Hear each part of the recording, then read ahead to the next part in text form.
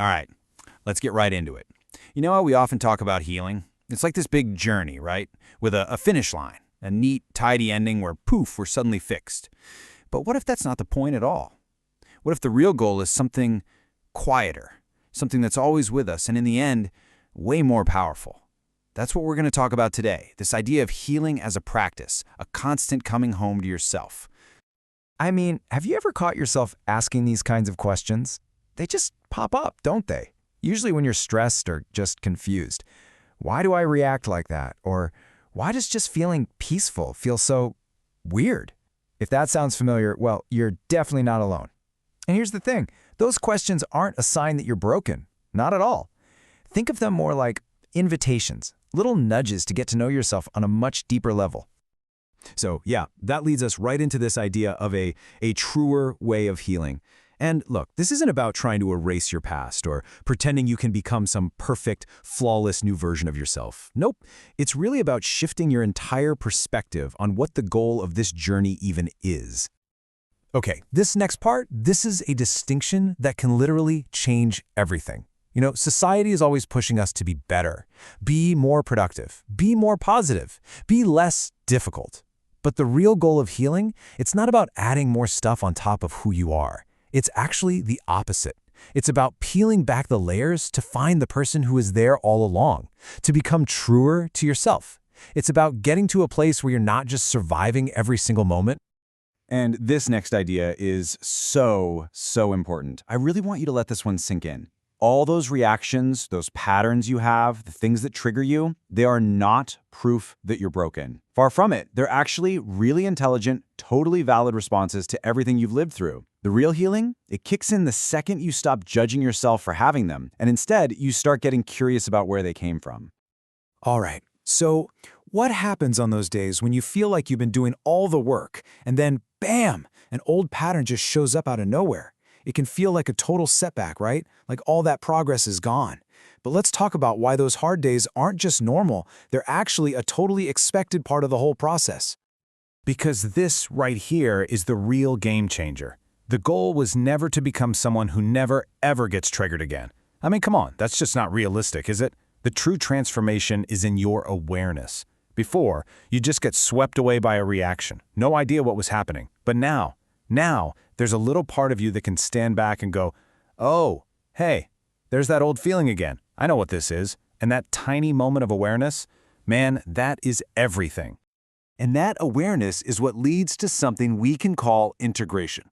Now, this isn't some fancy abstract concept. It's a real practical skill.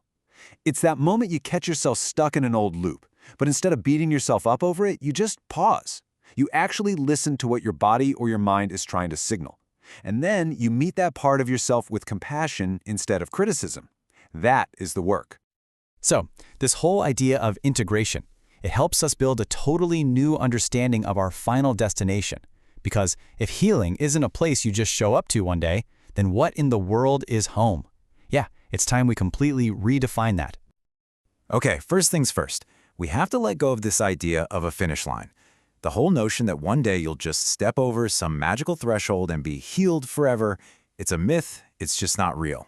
And all it does is keep us chasing something that doesn't exist, which, of course, just makes us feel like a failure when we can't find it. So instead, let's try thinking of home as something active. It's a practice, you know? Like going to the gym or meditating. It's something you do. And even more than that, it's a relationship. And honestly, it's probably the most important relationship you'll ever have, the one you build with yourself. And just like any relationship, it needs attention, it needs care, and it definitely needs consistency. And see, that's where all the power comes right back to you. Home stops being a destination and starts being a conscious choice.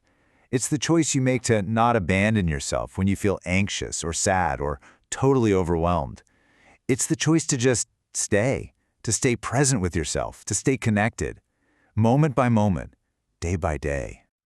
Okay, so as we start to wrap this up, let's make this really concrete with a few permissions. Think of these like a compass you can just carry around in your pocket, something to pull out on those days when the journey feels, well, when it feels especially tough. Let's just take a breath and really sit with these for a second. You are allowed to rest. Yep, even when your brain tells you that you haven't earned it. You are allowed to feel joy. Real, actual joy, without constantly waiting for the other shoe to drop. You are absolutely allowed to set boundaries to protect your energy and your peace. You are allowed to trust yourself, to trust that inner voice. And this last one, this one's huge. You are allowed to live a full, amazing, vibrant life that is not defined by what you had to endure. And here's just one last gentle reminder for you. This whole process, it doesn't require you to be fast. It doesn't require you to be perfect. In fact, trying to force those things usually just gets in the way. The simple act of just showing up for yourself, of just being willing to learn and to grow, that means you're already exactly where you need to be. You're already on the path. And really, this brings us full circle, back to the most important point of all. Every single time you pause, every time you offer yourself just one kind word, every time you choose compassion for yourself instead of criticism, you are practicing the art of coming home. It's not a one-and-done arrival. It's a constant, gentle, welcoming return, over and over again. So, welcome home, today, tomorrow, and as many times as it takes.